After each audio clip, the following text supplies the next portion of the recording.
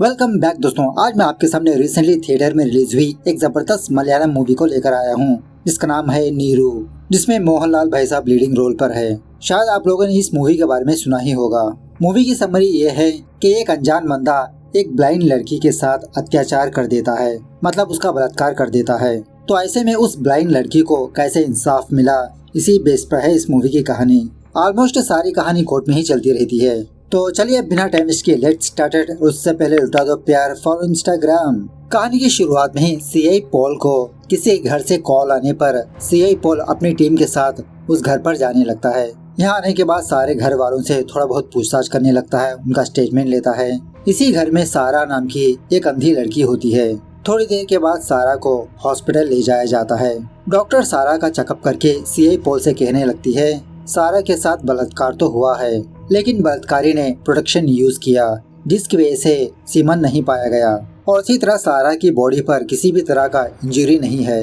उसके बाद CI Paul सारा का स्टेटमेंट लेने लगता है, लेकिन अब यहाँ पर सवाल ये पैदा होता है कि सारा अपने बलात्कारी को कैसे पहचान पाएगी।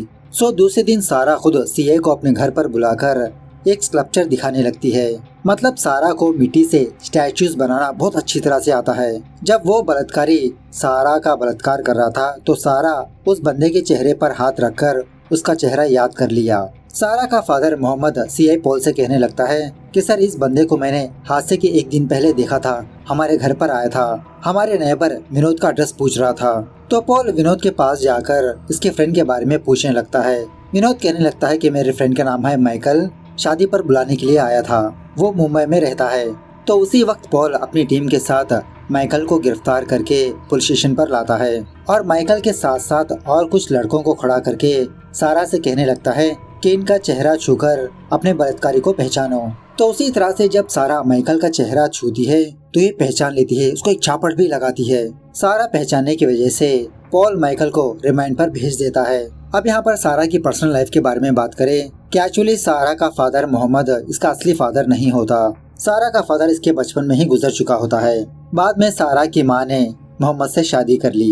यहाँ पर एक और बात यह है कि मोहम्मद की ऑलरेडी शादी हो चुकी होती है, इसके 2 लड़के भी होते हैं। फैमिलीज में कुछ प्रॉब्लम की वजह से मोहम्मद ने अपनी बीवी और अपने दोनों बेटों को छोड़कर सारा उसकी माँ के साथ ही रहने लगा। मोहम्मद की पहली बीवी और बेटे मोहम्मद से बहुत नफरत करते रहते हैं। खैर, जब माइकल जेल में होता है तो इससे मिलने के लिए इसका फादर क्रिस्टोफर आता है, जो बहुत बड़ा बिजनेसमैन होता है मुंबई में। और एक्चुअली कुछ दिनों बाद माइकल की शादी भी होने वाली होती है किसी मिनिस्टर की बेटी के साथ। क्रिस्टोफर माइकल को बहुत डांटने लगता है। माइकल की माँ क्रिस्टोफर से कहने लगती है कि आप कुछ भी करो, मेरा बेटा मुझे बाहर चाहिए, बस चाहे आप जितना भी पैसा लुटा दो। उसके बाद क्रिस्टोफर राजशेखर नाम के एक बहुत बड़े एडवोकेट से मुलाकात करके अपने बेटे का केस लड़ने के लिए कहता है। राजशेखर कहने लगता है कि पहले हम सेटलमेंट करने की कोशिश करेंगे। एक्चुअली राजशेखर ने मोहम्मद के बारे में काफी सारी बातें जान चुका होता है। तो राजशेखर मोहम्मद के 2 बेटों को अपने पास बुलाकर इनको अमाउंट देकर इस चीज को सेटलमेंट करने के लिए कहता है। मतलब कोर्ट कचहरी का चक्कर ना हो, ये लोग सारा को काफी सारा पैसा भी देंगे। तो मोहम्मद के 2 बेटे उसी तरह से मोहम्मद के पास जाकर यही बात कहने लगते हैं कि पापा, आप केस वेस के चक्कर में मत पड़िए, वो लोग बहुत बड़े लोग हैं, कुछ भी कर सकते हैं, उनके खिलाफ जाकर हम केस नहीं जीत पाएंगे। उन्होंने हम लोगों को कुछ पैसे देने का भी वादा किया, मुंह मांगी कीमत। लेकिन मोहम्मद अपने 2 बेटों को बहुत गालियां देकर घर से दफा कर देता है। लेकिन मोहम्मद के 2 बेटे मीडिया के सामने आकर मोहम्मद की इज्जत की धज्जियां उड़ाने लगते हैं कि मोहम्मद ने इनके साथ बेइंसाफ किया, इनको छोड़ दिया। खैर, कुछ दिनों बाद सारा का केस कोर्ट में सुनवाई पर आता है। राजशेखर जज साहब से कहने लगता है कि जज साहब, इस केस में ऐसा कोई ठोस सबूत नहीं है जो ये प्रूव करे कि माइकल ही मुजरिम है। हाँ, ये बात सच है कि सारा ने एक स्कल्पचर बनाया और उस मूर्ति का चेहरा माइकल की फेस से मिलता जुलता है। इसके अलावा इनके पास ऐसा कोई ठोस सबूत नहीं है। कृपया करके आप मेरे क्लाइंट माइकल को बेल दे दीजिए। जब सारा के लॉयर की बारी आती है तो ये ढंग से लड़ ही नहीं पाता, अपनी बात ही नहीं रख पाता, जिसकी वजह से कोर्ट माइकल को बेल दे ही देती है। जब सारा को ये बात पता चलती है कि माइकल को बेल मिल चुकी है तो ये बहुत रोने लगती है, बहुत अफसोस करने लगती है। सारा का फादर मोहम्मद कहने लगता है कि बेटा, दुखी मत हो, हम केस नहीं हारे, हम कोशिश करेंगे जरूर। उसी तरह मीडिया में सारा का केस सेंसेशनल बन चुका होता है। दूसरे दिन लॉयर राजशेखर माइकल को अपने पास बुलाकर उस दिन इसने जो किया वो सारी बात माइकल के मुंह से ही जान लेता है। राजशेखर की एक बेटी होती है जिसका नाम होता है पूर्णिमा। ये भी एक लॉयर होती है। पूर्णिमा माइकल की सच्चाई जानने के बाद शॉक में रह जाती है। अपने पापा से कहने लगती है, अरे ये तो बॉर्न क्रिमिनल है, ऐसे लोगों को मार देना चाहिए। लेकिन क्या करे, हम तो लॉयर्स है, हमारा फर्ज तो निभाना पड़ेगा। दूसरी तरफ मोहम्मद एक अच्छे लॉयर की तलाश में होता है। इसी दरमियान में सीआई पॉल मोहम्मद से मुलाकात करके कहने लगता है कि काफी सारे लॉयर्स तुम्हारे पास आएंगे सारा केस लड़ने के लिए, लेकिन वो सारे लॉयर्स राजशेखर के ही है। आपका केस लेकर वो हार जाएंगे। हमें खुद एक अच्छे से सीनियर लॉयर को ढूंढना होगा। और एक्चुअली कोई भी सीनियर लॉयर सारा का केस नहीं लेना चाहता, क्योंकि राजशेखर ने सारे सीनियर और जूनियर लॉयर्स को बता चुका होता है कि कोई भी सारा का केस ना लड़े। बाद में कुछ लॉयर्स मोहम्मद के पास आकर इसे रिक्वेस्ट करने लगते हैं कि हम सारा का केस लड़ेंगे, सारे सबूत हमारे हक में ही है, हम लोग 100% केस जीत जाएंगे। इस तरह से भरोसा दिलाने लगते हैं। लेकिन पॉल ने क्या कहा था कि किसी पर भी भरोसा मत करो, तो मोहम्मद सारे लोगों को मना करने लगता है। खैर दूसरे सीन में आहना नाम की एक लड़की को दिखाया जाता है। कुछ सालों पहले आहना सेशन कोर्ट में एज ए क्लर्क की तरह काम किया करती थी, लेकिन कुछ कांड की वजह से इसकी जॉब चली गई। अब लॉयर्स के लिए छोटे मोटे काम करती रहती है। तो सीआई पॉल आहना से मुलाकात करके सीनियर लॉयर विजय मोहन के बारे में पूछने लगता है। तो आहना पॉल को लेकर विजय मोहन के पास जाती है, वही हमारे मोहनलाल भाई साहब। एक्चुअली कुछ सालों पहले विजय मोहन बहुत बड़ा लॉयर था, लेकिन कुछ कांड करने की वजह से बार काउंसिल ने विजय मोहन को सस्पेंड कर चुकी होती है। इसका सस्पेंशन पीरियड कब का खत्म हो चुका होता है, लेकिन ये दोबारा प्रैक्टिस नहीं कर रहा होता। दूसरे लॉयर्स को एडवाइस देते हुए अपनी जिंदगी गुजारते रहता है। तो सीआई पॉल और आहना विजय मोहन से बहुत रिक्वेस्ट करने लगते हैं कि सारा का केस ये लड़े। विजय मोहन साफ मना कर देता है कि मैं इस केस के लिए सूटेबल नहीं हूँ, मैंने प्रैक्टिस भी छोड़ दी है।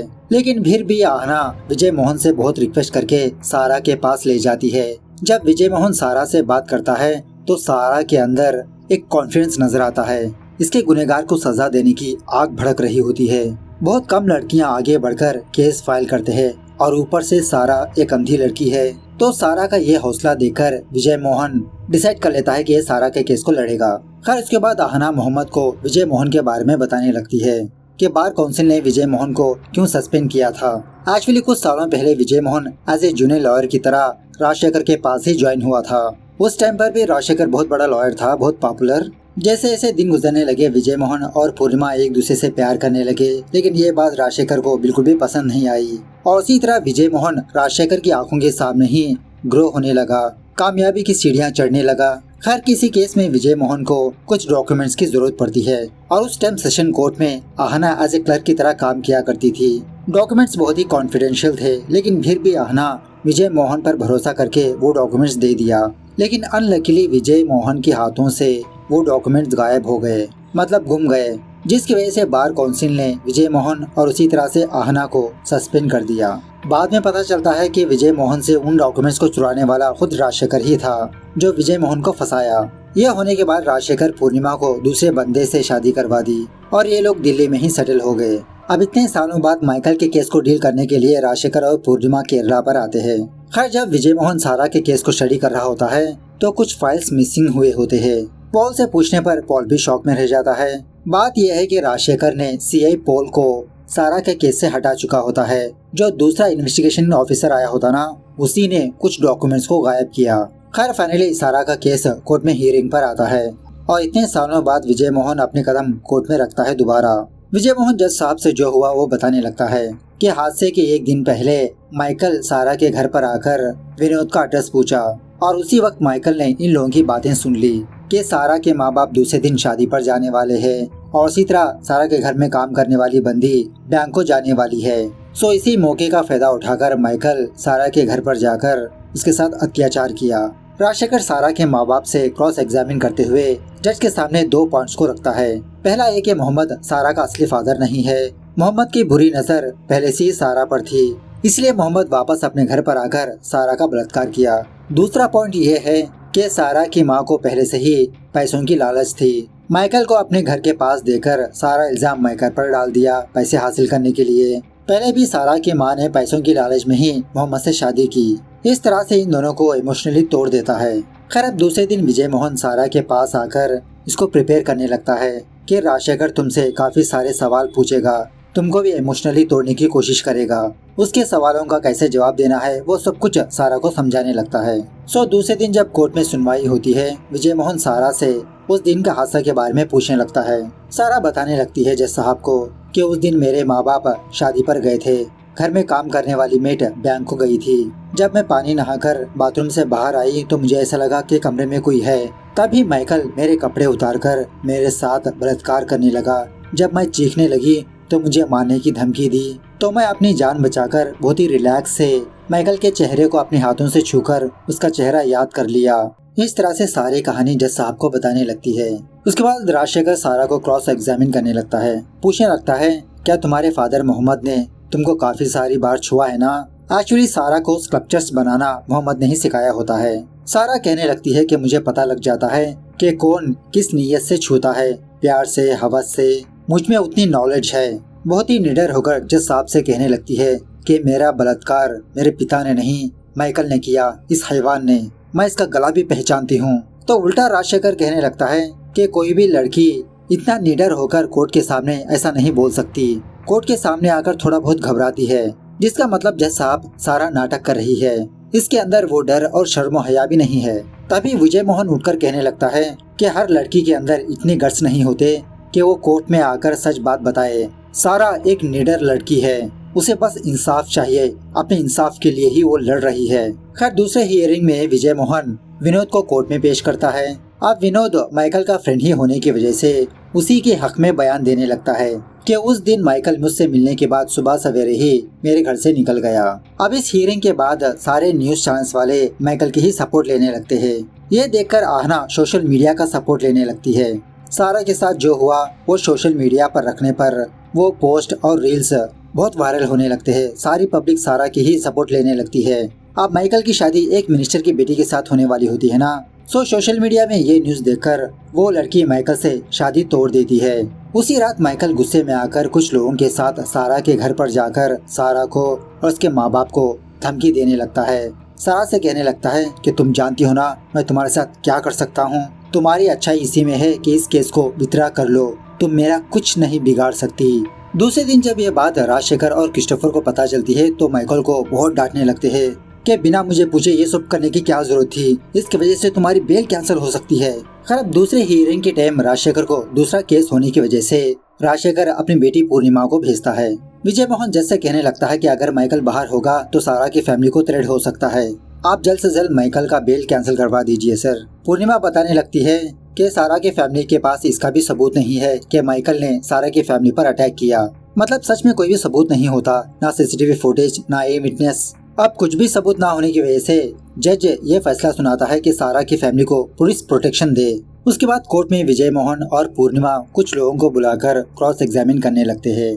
बात यह है कि जब माइकल ने सारा के साथ बलात्कार किया था तो एक भी सबूत नहीं छोड़ता, ना अपने फिंगरप्रिंट्स, ना अपने सीमेन। आर्गुमेंट के दौरान पूर्णिमा ये कहने लगती है कि जिस दिन सारा के साथ वो हादसा हुआ उस दिन माइकल गांव में ही नहीं था। वो अपने दोस्तों से मिलने के लिए रिसोर्ट पर गया था, उसके बाद किसी होटल पर गया था खाना खाने के लिए। इस तरह से कुछ सीसीटीवी फुटेजेस और उसी तरह माइकल का मोबाइल का लोकेशन के बारे में भी बताने लगती है। हियरिंग खत्म होने के बाद विजय मोहन इन सारे लोकेशंस को क्रॉस चेक करने लगता है तो सारे लोकेशंस एग्जैक्टली मैच होने लगते हैं। मतलब सुबह सवेरे ही माइकल विनोद के घर से निकल गया, सुबह रेस्टोरेंट गया, होटल गया। आहना उस रिसोर्ट पर जाकर सीसीटीवी फुटेज मांगने लगती है, लेकिन वहाँ का कैमरा खराब हो चुका होता है। उसके बाद एक रेस्टोरेंट पर जाकर उस दिन का सीसीटीवी फुटेज हासिल कर लेती है। इस फुटेज को प्ले करने के बाद ये पता चलता है कि हादसे के दिन माइकल अपने दोस्तों के साथ उस रेस्टोरेंट पर गया था। यह देखने के बाद विजय मोहन शॉक में रह जाता है कि ये कैसे पॉसिबल हो सकता है। यहाँ पर एक्चुअली बात यह है कि ये सब कुछ राजशेखर का मास्टर प्लान होता है।